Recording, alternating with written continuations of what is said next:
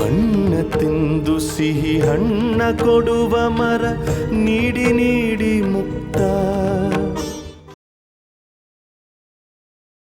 ಧರೆ ದೆಸೆ ಒಳೆಯವೆಲ್ಲ ತನಗಾದಡಂ ನಿಲ್ಲಳು. ಧರೆ ದೆಸೆ ಒಳೆಯವೆಲ್ಲ ತನಗಾದಡಂ ನಿಲ್ಲಳು. ಇನಿತು ತ್ರಿಭುವನ ರಾಜ್ಯ ಪದಂಗಳು ತನಗಾದಡಂ ನಿಲ್ಲಳು. ಅನಿತರೋಳ್ ತೃಪ್ತಿ ಒಡೆಯಳು. ಈ ಆಸೆಯೆಂಬ ಪಾತಕೆಯನೆಂದಿಂಗೆ ನೀಗಿ, ಈ ಆಸೆಯೆಂಬ ಪಾತಕೆಯನೆಂದಿಂಗೆ ನೀಗಿ ನಿಮ್ಮನೊಡಗೂಡಿ ಬೇರಾಗದೆಂದಿಪ್ಪೆನೋ ಕಪಿಲ ಸಿದ್ಧ ಮಲ್ಲಿಕಾರ್ಜುನ. ಕರಿಯ ನಿತ್ತಡೆವಲ್ಲೆ, ಸಿರಿಯ ನಿತ್ತಡೆವಲ್ಲೆ, ಕರಿಯ ನಿತ್ತಡೆವಲ್ಲೆ. ಓ ರಾಮ, ನೀವು ಸ್ವಲ್ಪ ಪದ್ಯ ಓದೋದು ನಿಲ್ಲಿಸ್ತೀರಾ? ನಾವು ಫೋನ್ ಮಾಡ್ಬೇಕು ಯಾರಿಗೋ. ನೀವು ಸಾಹಿತ್ಯದ ಮೇಷ್ಟ್ರು ಅಂತ ನಂಗೆ ಚೆನ್ನಾಗಿ ಗೊತ್ತು. ಅದನ್ನು ಪದೇ ಪದೇ ಓದಿ ಓದಿ ಪ್ರೂವ್ ಮಾಡಬೇಕಾಗಿಲ್ಲ. ನಿನ್ನ ಹತ್ರ ಮೊಬೈಲ್ ಇದೆಯಲ್ಲ, ಹೊರಗಡೆ ಹೋಗಿ ಫೋನ್ ಮಾಡು. ಇಲ್ಲ, ನಾನಿಲ್ಲ ಮಾಡ್ತೀನಿ. ಏನೀಗ? ನನಗೂ ಈ ಮನೇಲಿ ಹಕ್ಕಿದೆ. ಈ ಮಾತನ್ನು ಮನೆ ಓನರ್ ಬಂದಾಗ ಹೇಳು. ಏನೋ ಅಂದಾಗಾಯ್ತು. ಏನಿಲ್ಲ.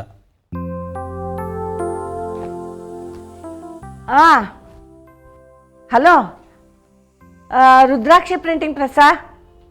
ಹಾಂ, ನಾನು ಶಾರದಾ ಶ್ರೀಕಂಠಮೂರ್ತಿ ಮಾತಾಡ್ತಿರೋದು. ಅದೇ ಫೇಮಸ್ ಕ್ರಿಮಿನಲ್ ಲಾಯರ್ CSP ಇದಾರಲ್ಲ, ಅವ್ರಷ್ಟೇನೋ? ಅರೆ, ನೆನ್ನೆ ಬಂದಿದ್ನಲ್ಲ ಸರ್ ನಾನು. ಶ್ರೀಕೃಷ್ಣ ದೇಸಾಯಿ ಅವ್ರ ಪಕ್ಷಕ್ಕೆ ಅಧ್ಯಕ್ಷ ಆಗಿದಾರಲ್ಲ, ಅವ್ರ ತಾಯಿ ನಾನು. ಹಾಂ, ಹೌದು ಹೌದು.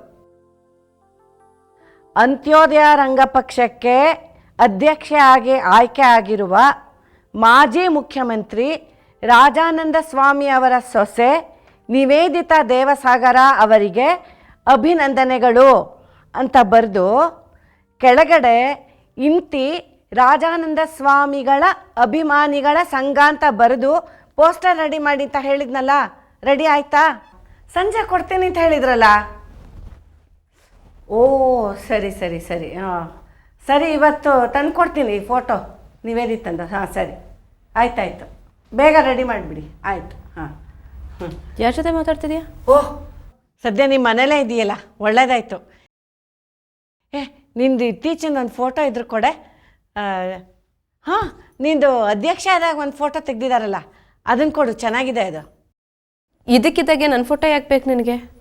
ಏನಿಲ್ಲ ಕಣೆ, ನಿಂದೊಂದು ಪೋಸ್ಟರ್ ಮಾಡಿಸೋಣ ಅಂದ್ಕೊಂಡೆ. ಏನು ಪೋಸ್ಟ್ರು? ನೀನು ಅಧ್ಯಕ್ಷ ಆಗಿದೆಯಲ್ಲ, ಅದೆಲ್ರಿಗೂ ಗೊತ್ತಾಗೋದು ಬೇಡವಾ? ಬರೀ ನಿವೇದಿತಾ ಅಂತ ಗುರ್ತಿಸ್ಕೊಳ್ಳೋದು ಬೇರೆ, ರಾಜಾನಂದ ಸ್ವಾಮಿಯವರ ಸೊಸೆ ಅಂತ ಗುರ್ತಿಸ್ಕೊಳ್ಳೋದು ಬೇರೆ. ರಾಜಾನಂದ ಸ್ವಾಮಿಯವರು ಇವಾಗಿಲ್ಲ, ಆದರೆ ಈ ರಾಜ್ಯದಲ್ಲಿ ಅವ್ರ ಕಮ್ಯುನಿಟಿಯವರು ತುಂಬ ಜನ ಇದ್ದಾರೆ. ಅವರೆಲ್ಲರ ಬೆಂಬಲ ನಿನಗಿರಲಿ ಅಂತ ಈ ರೀತಿ ಪೋಸ್ಟರ್ ಮಾಡಿಸ್ತಾ ಇರೋದು.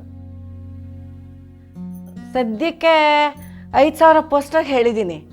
ಅದು ಖಾಲಿ ಆದಮೇಲೆ ಇನ್ನೊಂದಷ್ಟು ಮಾಡಿಸೋಣ ಅಂತ. ಯಾರನ್ನು ಕೇಳಿದನೆಲ್ಲ ಮಾಡಿಸ್ದೆ ಅಮ್ಮ? ನಾ ಪಕ್ಷದ ಸಭೆಯಲ್ಲಿ ಏನು ಹೇಳಿದೆ ಅಂತ ನಿನಗೆ ನೆನಪಿದೆ ತಾನೆ? ರಾಜಕೀಯದಲ್ಲಿ ರಾಜಾನಂದ ಸ್ವಾಮಿಯವರ ಹೆಸರು ಹೇಳ್ಕೊಂಡು ಬೆಳೆಯೋಕ್ಕೆ ನನಗಿಷ್ಟ ಇಲ್ಲ ಅಂತ ಹೇಳಿರಲಿಲ್ಲ ನಾನು? ರಾಜಕೀಯವಾಗಿ ಬರೀ ನಿವೇದಿತಾ ಅಂದರೆ ಯಾರೇ ಗುರ್ತು ಹಿಡಿತಾರೆ? ಅದೇ ನೀನು ರಾಜಾನಂದ ಸ್ವಾಮಿಯವರ ಸೊಸೆ ಅಂತ ಗುರ್ತಿಸ್ಕೊಂಡ್ರೆ ನಿನಗೆ ಒಂದು ಐಡೆಂಟಿಟಿ ಸಿಗುತ್ತೆ. ಜೊತೆಗೆ ನಿಮ್ಮ ಪಕ್ಷ ಗೆದ್ದು ಸರ್ಕಾರ ರಚನೆ ಮಾಡಿದರೆ ನಿನಗೆ ಮಂತ್ರಿ ಆಗೋಕ್ಕೂ ಸಹಾಯ ಆಗುತ್ತೆ. ಅಮ್ಮ, ನಮ್ಮ ಮಾವನ ಹೆಸರನ್ನು ಬಳಸ್ಕೊಂಡು ಮಂತ್ರಿ ಆಗೋಕ್ಕೆ ನನಗಿಷ್ಟ ಇಲ್ಲಮ್ಮ.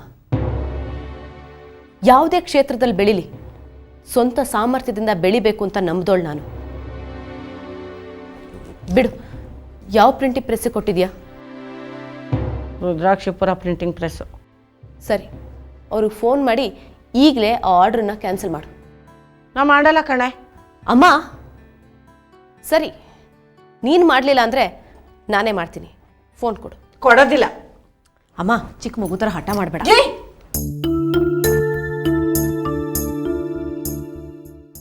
ಹಲೋ, ರುದ್ರಾಕ್ಷಿ ಪ್ರಿಂಟಿಂಗ್ ಪ್ರೆಸ್ಸಾ?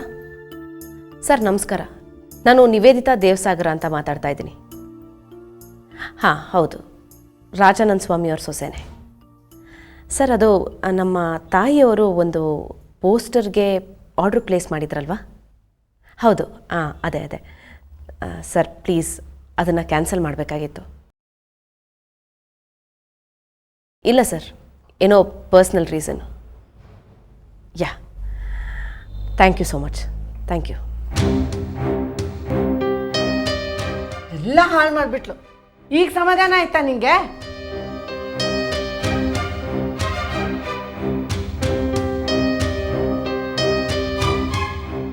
ನನ್ನ ಮಾತಂದ್ರು ನಿಂಗೆ ಬೆಲೆನೇ ಇಲ್ಲಪ್ಪ. ಪುಟಿ, ನಚಿಕೇತವನ್ನು ಮೀಟ್ ಮಾಡಿ ಮಾತಾಡ್ತೀನಿ ಅಂತ ಹೇಳಿದ್ಯಲ್ಲ, ಮಾತಾಡ್ದ್ಯಾ? ಮಾತಾಡ್ದೆ ಅಪ್ಪ. ಏನದು? ಯಾವ ವಿಚಾರ? ಚಾನಲ್ಗೆ ಸಂಬಂಧಪಟ್ಟ ವಿಚಾರ ಅಮ್ಮ. ಏನದು ಅಂದೆ? ನಾನು ಚಾನಲ್ MD ಪೋಸ್ಟ್ಗೆ ರಾಜೀನಾಮೆ ಕೊಟ್ಟೆ.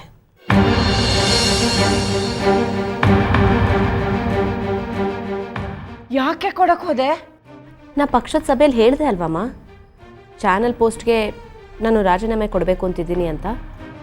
ಅಯ್ಯೋ ರಾಮ, ಅದು ನೀನು ನಿಜವಾಗ್ಲೂ ಹೇಳಿದ್ದೇನೆ? ನಾನು ಅಂದ್ಕೊಂಡೆ ಅಲ್ಲಿ ಇದ್ರಲ್ಲ ಪಕ್ಷದ ಕೆಲವು ಮುಖಂಡರು, ಅವರು ನಿನ್ನಿಂದ ಫೇವರ್ ಕೇಳ್ತಿದ್ರಲ್ಲ, ನಿಮ್ಮ ಚಾನಲಿಂದ ಪಕ್ಷಕ್ಕೆ ಪಬ್ಲಿಸಿಟಿ ಕೊಡಿ ಅಂತ, ಅದರಿಂದ ತಪ್ಪಿಸ್ಕೊಳಕ್ಕೆ ನೀ ಹಾಗೆ ಹೇಳಿದ್ಯಾ ಅಂದ್ಕೊಂಡಲ್ಲೇ? ಇಲ್ಲ, ನಾ ಸತ್ಯವಾಗ್ಲೂ ಹೇಳಿದ್ದು. ನಚಿಕೇತ್ ಕೂಡ ಒಪ್ಕೊಂಡಿದ್ದಾರೆ. ಅಲ್ಲ ಕಣೆ, ನೀನು ಈ ಥರ ನಿರ್ಧಾರ ತಗೊಳಕ್ಕೆ ಮುಂಚೆ ನನ್ನನ್ನು ಒಂದು ಮಾತು ಕೇಳೋದು ಬೇಡವಾ? ನಿನ್ನನ್ನು ಕೇಳಬೇಕು ಅಂತಲೇ ಇದ್ದೆ ಅಮ್ಮ, ಆದರೆ ನೀನು ಒಪ್ಪಲ್ಲ ಅಂತ ನನಗೆ ಗೊತ್ತಿತ್ತು. ಅಪ್ಪನ ಕೇಳಿದೆ, ಅಪ್ಪ ಒಪ್ಕೊಂಡ್ರು, ಹೋಗಿ ರಾಜೀನಾಮೆ ಕೊಟ್ಬಿಟ್ಟೆ. ಓ, ನಿಮ್ಮಪ್ಪನೂ ಸೇರ್ಕೊಂಡ್ಬಿಟ್ಟಿದ್ದಾರಾ ಇದರಲ್ಲಿ? ಅಮ್ಮ ನೋಡು, ಅಪ್ಪಂದೇನೂ ತಪ್ಪಿಲ್ಲ, ನಿರ್ಧಾರ ನಂದು, ಪಾಪ ಅವ್ರು ಒಪ್ಪಿಗೆ ಕೊಟ್ಟರು ಅಷ್ಟೇ.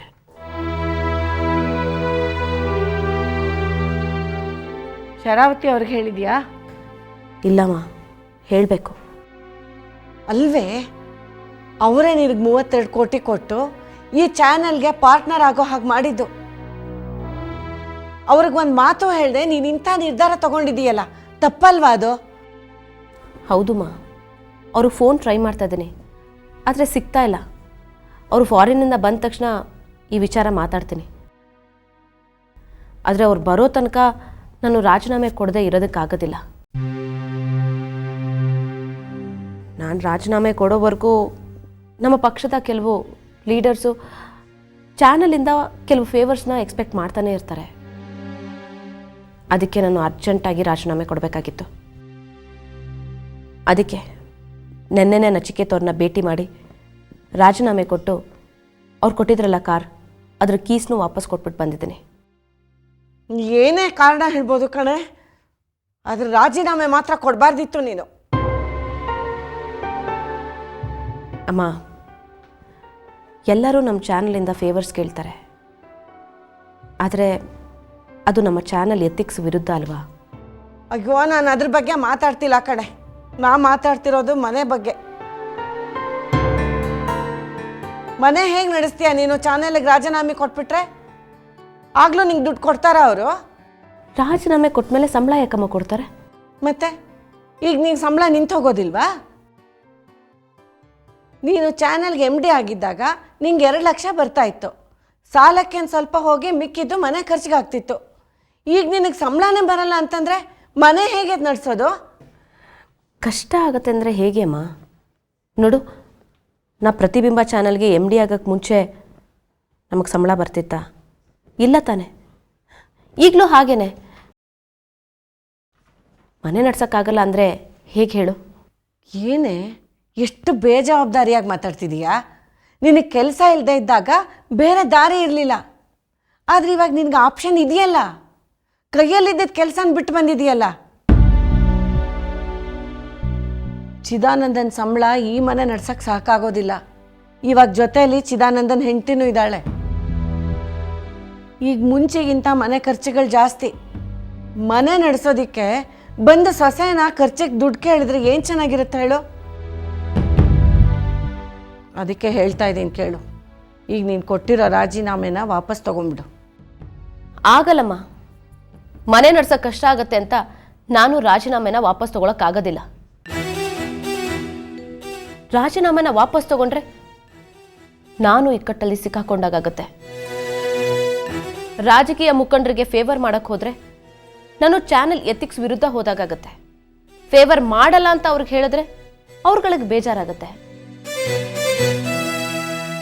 ಚಾನೆಲ್ ಕೆಲಸ ಪಾರ್ಟಿ ಕೆಲಸ ಒಟ್ಟಿಗೆ ಮಾಡೋಕ್ಕಾಗೋದಿಲ್ಲಮ್ಮ. ಅದಕ್ಕೆ ಹೇಳ್ತಾ ಇದ್ದೀನಿ, ರಾಜೀನಾಮೆ ವಾಪಸ್ ತಗೊಳ್ಳೋ ವಿಚಾರ ಬರೋದೇ ಇಲ್ಲ. ಹಾಗಾದ್ರೆ ನೀ ರಾಜೀನಾಮೆ ವಾಪಸ್ ತಗೊಳ್ಳೋದಿಲ್ವಾ? ಇಲ್ಲಮ್ಮ, ಖಂಡಿತವಾಗ್ಲೂ ತಗೊಳ್ಳಲ್ಲ.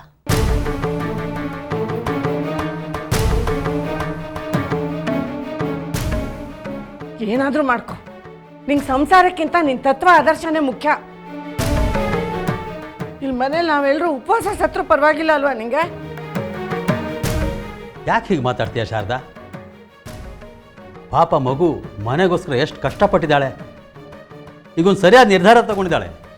ಅದನ್ನು ಸಪೋರ್ಟ್ ಮಾಡೋದು ತಂದೆ ತಾಯಿಯಾಗಿ ನಮ್ಮ ಧರ್ಮ ಅಲ್ವಾ? ನೀವು ಸರಿಯಾಗೇ ಇದ್ದೀರಾ. ನೀವು ಹೀಗೆ ಸಪೋರ್ಟ್ ಮಾಡ್ತಾ ಇರಿ, ಆಮೇಲೆ ಮನೆ ಖರ್ಚು ನಡ್ಸೋಕ್ಕೆ ದುಡ್ಡು ಸಾಕಾಗ್ತಾ ಇಲ್ಲ, ಜಾಸ್ತಿ ದುಡ್ಡು ಕೊಡು ಅಂತ ನನ್ನನ್ನು ಮಾತ್ರ ಕೇಳಬೇಡಿ. ಹೇಗೋ ದೇವ್ರು ನಡೆಸ್ತಾನೆ ಬಿಡು. ಏನಾದರೂ ಮಾಡ್ಕೊಳ್ಳಿ.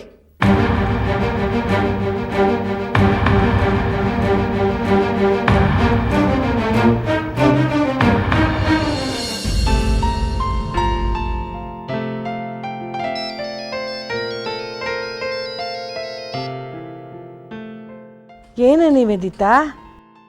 ಹಲೋ ಅಮ್ಮ, ಎಲ್ಲಿದೆಯಾ? ಆಶ್ರಮದಲ್ಲಿದ್ದೀನಿ. ಬೆಳಗ್ಗೆ ತಿಂಡಿ ಮಾಡಬೇಕು ತಾನೆ, ಅದೇನು ಆಶ್ರಮಕ್ಕೆ ಹೋಗಿ ಕೂತಿದ್ಯಾ? ಅಯ್ಯೋ, ನಾನು ನಿಮ್ಮ ಒಳ್ಳೇದಕ್ಕೆ ಬಂದಿರೋದಿಲ್ಲಿಗೆ. ಏನು ಒಳ್ಳೇದು? ಮನೆಯವರೆಲ್ಲ ಹಸ್ಕೊಂಡಿರೋದು ಒಳ್ಳೇದಾ? ಅಯ್ಯೋ, ನೆನ್ನೆ ರಾತ್ರಿ ನಿನ್ನ ಬಗ್ಗೆ ಒಂದು ಕೆಟ್ಟ ಕನಸು ಬಿದ್ದುಬಿಡ್ತು ಕಣ. ಕೆಟ್ಟ ಕನಸಾ? ಏನು? ಅದೇ, ನೀ ಎರಡೇ 2 ಓಟಲ್ಲಿ ಎಲೆಕ್ಷನಲ್ಲಿ ಸೋತ್ಬಿಟ್ಟಿದೀಯಾ, ಅದಕ್ಕೆ ನಿಮ್ಮ ಪಕ್ಷದವರೆಲ್ಲ ಅಳ್ತಾ ಇದ್ದಾರೆ. ರಾಜ್ಯದಲ್ಲಿ ವಿರೋಧ ಪಕ್ಷನೇ ಇಲ್ಲ ಕಣೆ.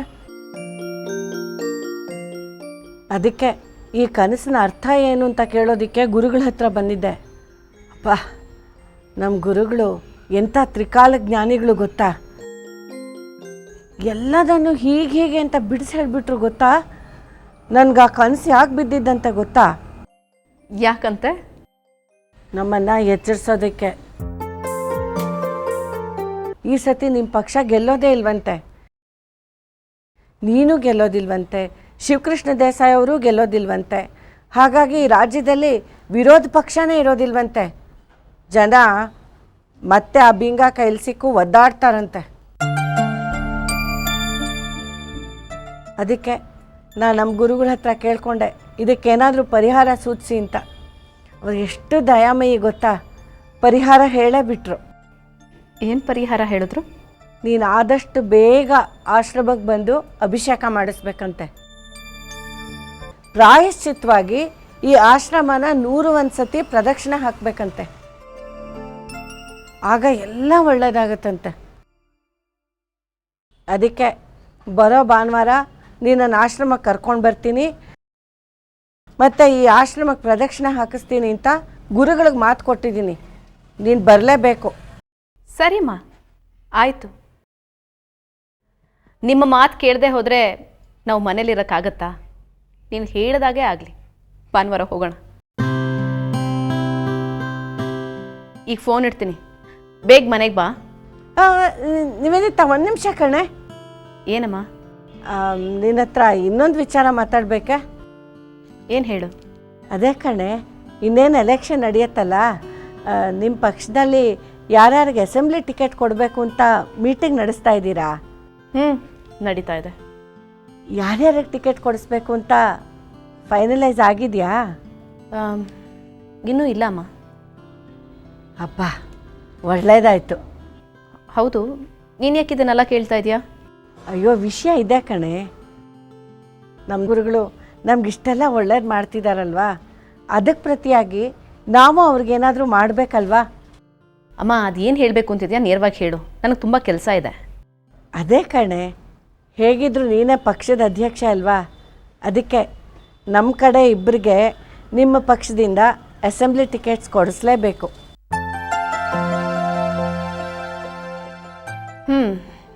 ಯಾರು ಆ ಇಬ್ಬರು? ನಾನು ಮತ್ತು ನಮ್ಮ ಗುರುಗಳು.